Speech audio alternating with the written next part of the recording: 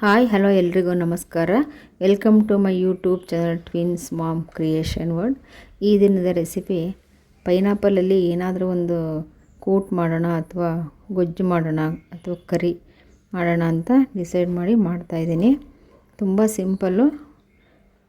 Simple ಇಂಗ್ರೀಡಿಯೆಂಟ್ಸನ್ನು ಮನೆಯಲ್ಲೇ ಇರ್ತಕ್ಕಂಥ ಇಂಗ್ರೀಡಿಯೆಂಟ್ಸನ್ನು use ಮಾಡಿ ಮಾಡಿದ್ದೀನಿ. ಇವತ್ತು ನಾನು ದೋಸೆ ಜೊತೆಗೆ ಸರ್ವ್ ಮಾಡ್ತಾಯಿದ್ದೀನಿ.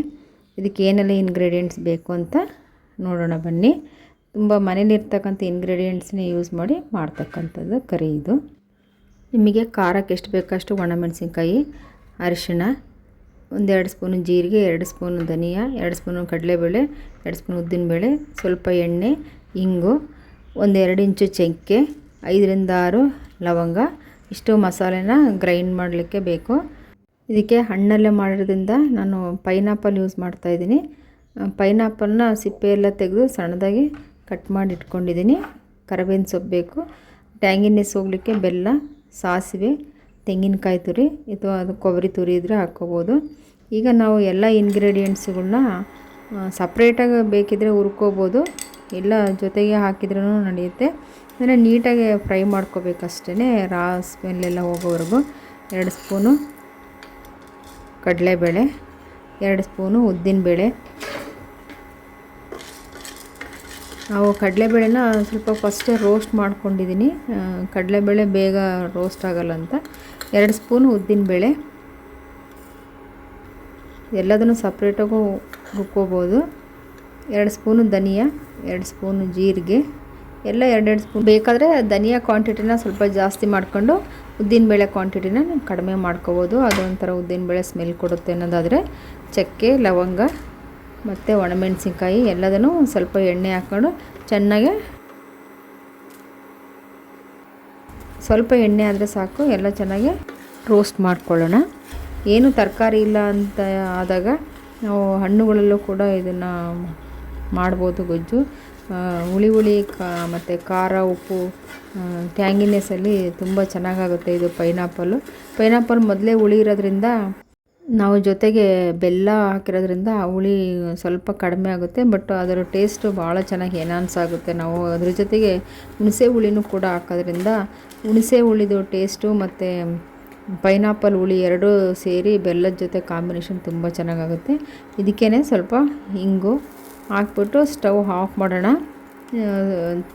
ಆಫ್ ಮಾಡಿ ಅದೇ ಉರಿಲಿ ತೆಂಗಿನಕಾಯಿನ ಸ್ವಲ್ಪ ಬಾಡಿಸ್ಕೊಂಡ್ರೆ ಸಾಕಾಗುತ್ತೆ. ನಾವೇನೇ ಇಂಗ್ರೀಡಿಯೆಂಟ್ಸನ್ನ ಫ್ರೈ ಮಾಡಬೇಕಾದ್ರೂ ಲೋ ಫ್ಲೇಮಲ್ಲಿ ಇಟ್ಕೋಬೇಕು. ಬೇಗ ಆಗಬೇಕು ಅಂತ ಜಾಸ್ತಿ ಉರಿ ಇಟ್ಕೊಂಡ್ರೆ ಚೆನ್ನಾಗಿ ಉರಿಯೋದಿಲ್ಲ, ರಾ ಸ್ಮೆಲ್ ಹೋಗೋದಿಲ್ಲ. ಎಲ್ಲ ಚೆನ್ನಾಗಿ ಎಣ್ಣೆ ಹಾಕ್ಕೊಂಡು ಹುರಿದು ಇಟ್ಕೊಂಡಿದ್ದೀನಿ. ನೀವು ಅದನ್ನು ಪ್ರಿಸರ್ವ್ ಮಾಡಿ ಇಟ್ಕೊಳ್ಳೋದಾದರೆ ಡ್ರೈ ರೋಸ್ಟ್ ಮಾಡ್ಕೋಬೋದು. ನಾನು ಸ್ವಲ್ಪ ಈಗ ಬೇಕು ಅಂತ ಎಣ್ಣೆ ಹಾಕಿ ರೋಸ್ಟ್ ಮಾಡಿ ಇಟ್ಕೊಂಡಿದ್ದೀನಿ. ಪ್ರಿಸರ್ವ್ ಮಾಡಬೇಕು ಅನ್ನೋರು ಹಾಗೇ ಹುರಿದಿಟ್ಕೋಬೋದು. ಸಪ್ರೇಟಾಗಿ ಹುರಿದಿಟ್ಕೊಂಡ್ರೆ ಪೌಡರ್ ತುಂಬ ಚೆನ್ನಾಗಾಗುತ್ತೆ. ಇದನ್ನು ಸ್ವಲ್ಪ ತಣ್ಣಗಾಗ್ಲಿಕ್ಕೆ ಇಡೋಣ. ತಣ್ಣಗಾಗಿ ಇಟ್ಟು ಪೌಡರ್ ಕೂಡ ಹಾಕಿ ಮಾಡ್ಬೋದು. ನಾನು ಪೌಡರ್ ಮಾಡಿ ಸ್ವಲ್ಪ ನೀರು ಹಾಕಿ ಮತ್ತೆ ಪೇಸ್ಟ್ ಮಾಡ್ಕೊಂಡಿದ್ದೀನಿ. ಈಗ ಇದು ತಣ್ಣಗಾಗಿದೆ. ಇದನ್ನು ಒಂದು ಮಿಕ್ಸಿ ಜಾರಿಗೆ ಹಾಕ್ಕೊಂಡು ಫೈನ್ ಪೇಸ್ಟ್ ಮಾಡ್ಕೊಳ್ಳೋಣ. ಫೈನ್ ಪೇಸ್ಟ್ ಮಾಡಿದ್ರೂ ಸ್ವಲ್ಪ ತರಿಯಾಗಿ ಮಾಡಿಕೊಂಡ್ರೂ ತುಂಬ ಚೆನ್ನಾಗಾಗುತ್ತೆ. ನೀವು ಪೈನಾಪಲ್ಲೆಲ್ಲ ರೋಸ್ಟ್ ಮಾಡಿದ್ಮೇಲೆ ನೀರು ಹಾಕಿ ಈ ಪೌಡರ್ ಹಾಕಿದ್ರೆ ನಡೆಯುತ್ತೆ. ನಾನು ಪೌಡರು ಜಾಸ್ತಿ ಆಗುತ್ತೆ, ಹಾಗಾಗಿ ಸ್ವಲ್ಪ ಎತ್ತಿಡ್ತಾಯಿದ್ದೇನೆ. ಹಾಗಾಗಿ ಸ್ವಲ್ಪ ಪೌಡರ್ ಎತ್ತಿಟ್ಟು ಆಮೇಲೆ ಈಗ ಬೇಕಾದಾಗ ನೀರು ಹಾಕ್ಬಿಟ್ಟು ಇನ್ನೊಂದು ಸ್ವಲ್ಪ ಗ್ರೈಂಡ್ ಮಾಡ್ಕೊಳ್ತೀನಿ. ನೋಡಿ, ನಾನು ತರಿಯಾಗಿ ರುಬ್ಕೊಂಡಿದ್ದೀನಿ. ಈ ತರಿಯಾಗಿ ರುಬ್ಕೊಂಡ್ರೆ ಅದೊಂಥರ ಕರಿ ತುಂಬ ಚೆನ್ನಾಗಾಗುತ್ತೆ ಪೈನಾಪಲ್ದು. ಇದಕ್ಕೆ ಸ್ವಲ್ಪ ಹುಣಸೆಹಣ್ಣು, ಒಂದು ಅರ್ಧ ನಿಂಬೆಹಣ್ಣಿನ ಗಾತ್ರದಷ್ಟು ಹುಣಸೆಹಣ್ಣನ್ನು ತೊಳೆದು ನೆನೆಸಿಟ್ಟಿದ್ದೀನಿ. ಎಣ್ಣೆ ಹಾಕೋಣ.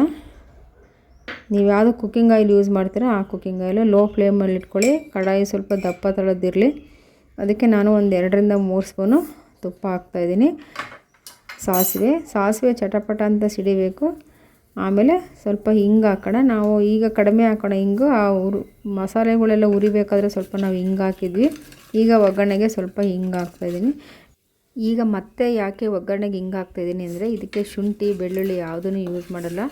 ಹಾಗೇ ಮಾಡ್ತಕ್ಕಂಥ ಕರಿ ಇದು, ಶುಂಠಿ ಬೆಳ್ಳುಳ್ಳಿ ಪೇಸ್ಟ್ ಇಲ್ದೇ. ಅದಕ್ಕಾಗಿ ನಾನು ಒಗ್ಗರಣೆಗೂ ಸ್ವಲ್ಪ ಹಿಂಗೆ ಹಾಕ್ತಾಯಿದ್ದೀನಿ.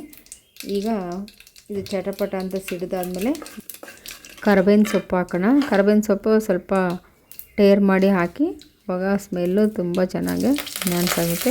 ಇದಕ್ಕೆ ಈರುಳ್ಳಿ, ಬೆಳ್ಳುಳ್ಳಿ, ಶುಂಠಿ ಯಾವುದನ್ನು ಯೂಸ್ ಮಾಡ್ದೇ ಮಾಡಿರ್ತಕ್ಕಂಥ ಕರಿ ಇದು.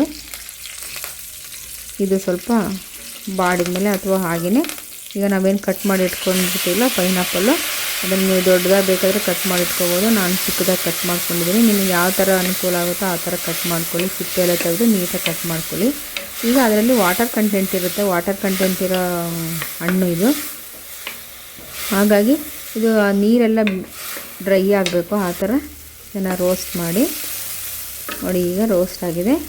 ಈಗ ನಾವು ಅದಕ್ಕೆ ಒಂದು ಅರ್ಧ ಟೀ ಸ್ಪೂನಷ್ಟು ಅರಿಶಿನ ಹಾಕೋಣ.